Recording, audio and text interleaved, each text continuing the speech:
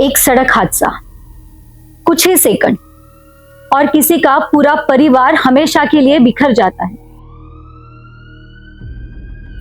किसी मां की गोद सुनी हो जाती है, किसी बच्चे के सिर से पिता का साया उठ जाता है, किसी बेटी की शादी से पहले ही उसकी अर्थी उठ जाती है। लेकिन सवाल यह है, क्या इन हादसों से कोई सबक लेता है या हर हादसे के बाद वही पूरी कहानी दोहराई जाती है? जैसे कि कोई बड़ा सड़क हादसा होता है, राजनीतिक दल सक्रिय हो जाते हैं, सामाजिक संगठन धरना देने पे लग जाते हैं, मीडिया कैमरा लेकर घटनास्थल पर पहुंच जाते हैं और फिर शुरू होता है बैठकों का दौर। जनप्रतिनिधि पुलिस अधिकारियों को बुलाते हैं, कैमरों के सामने फटकार लगाई जाती है, कई निर्देश दिए जाते हैं, मीडिया की सुर्खियां बनती है, अधिकारियों की लगी क्लास, सख्त कार्रवाई के निर्देश। जनता सोचती है, वाह, हमारे नेता ने अधिकारियों की अच्छी तरह सुनाया। लेकिन क्या सचमुच यही से समस्या खत्म हो जाती है? हर सड़क हादसे के बाद सबसे पहले पुलिस पर सवाल उठते हैं। लेकिन क्या खराब सड़कें पुलिस बनाती है? क्या गड्ढे पुलिस खोदती है? क्या बंद स्ट्रीट लाइट पुलिस लगाती है? क्या अतिक्रमण पुलिस कराती है? क्या बिना संकेतक वाले मोड़, टूटे हुए डिवाइडर या वर्षों से अधूरे पड़े फ्लाईओवर सिर्फ पुलिस की जिम्मेदारी है?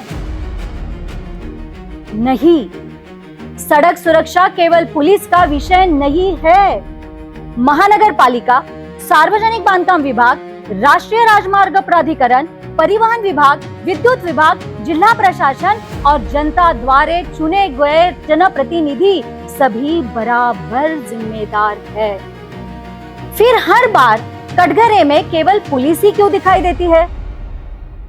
हादसे के बाद 2-4 दिन तक चेकिंग बढ़ जाती है, कुछ चालान कट जाते हैं, कुछ वाहन जब्त हो जाते हैं, कुछ बैरिकेड लगा दिए जाते हैं, फिर सब कुछ पहले जैसा।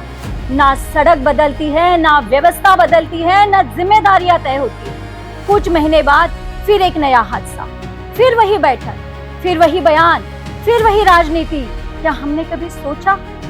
हर हादसे के बाद समीक्षा बैठक होती है, लेकिन हादसे के पहले समीक्षा क्यों नहीं होती? सब जानते हैं कि समाधान क्या है। दुर्घटना संभावित स्थानों की पहचान, सड़क इंजीनियरिंग में सुधार, अतिक्रमण हटाना, बेहतर ट्रैफिक प्लानिंग, जवाबदेही तय करना। लेकिन स्थायी समाधान से कई लोगों के स्वार्थ प्रभावित होते हैं। यही वजह है कि कई बार समस्या खत्म करने के बजाय समस्या को जानबूझकर जिंदा रखा जाता है।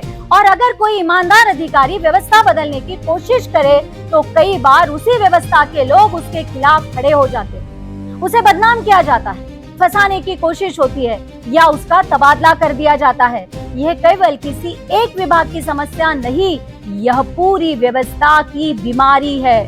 लेकिन क्या केवल सरकार ही दोषी है? क्या हम नागरिक पूरी तरह निर्दोष है?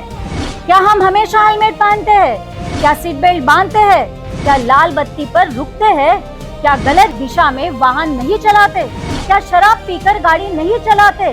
सच्चाई यह है कि सड़क सुरक्षा केवल कानून नहीं, ये संस्कार भी है, जिम्मेवारी भी है। जब तक नागरिक और व्यवस्था दोनों अपनी जिम्मेवारी स्वीकार नहीं करेंगे, तब तक हादसे रुकने वाले नहीं हैं। देश को कैमरा के सामने होने वाली फटकार नहीं, जमीन पर दिखाई देने वाला बदलाव चाहिए। हमें हादसे के बाद शोक सभा नहीं, हादसे के पहले की सुरक्षा चाहिए। आज भी कवि प्रदीप की ये पंक्तियां दिल झकझोर देती है। राम के भक्त रहीम के बंदे, राम के भक्त रहीम के बंदे, रचते हैं आज फरेब के फंदे। कितने ये मक्कार, ये अंधे, देख लिए हैं इनके भी धंधे। इन्हीं काली करतूतों से हुआ है मुल्क मशान। कितना बदल गया इंसान, कितना बदल गया इंसान।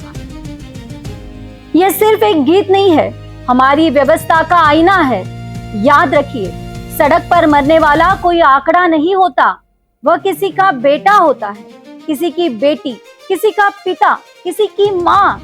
अगर आज भी हम नहीं जागे तो अगली खबर किसी अनजान परिवार की नहीं, शायद हमारे अपने घर की हो सकती है। सोचिए, क्या हम हर हादसे के बाद सिर्फ दोषी ढूंढते रहेंगे या ऐसा समाज बनाएंगे जहां हादसे होने से पहले ही उन्हें रोका जा सके? निर्णय हमें करना।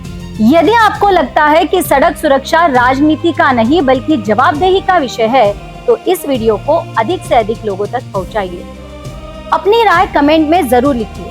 क्या हर सड़क हादसे के बाद सिर्फ पुलिस का दोष होना उचित है या पूरी व्यवस्था और समाज को अपनी जिम्मेदारी का स्वीकार करना चाहिए? वीडियो पसंद आया हो तो लाइक करें और सिटी न्यूज चैनल को सब्सक्राइब करें और बेल आइकॉन जरूर दबाएं। मैं फिर मिलूंगी एक और ऐसे ही सवाल के साथ जो सिर्फ खबर नहीं, समाज का आईना है। जय हिंद।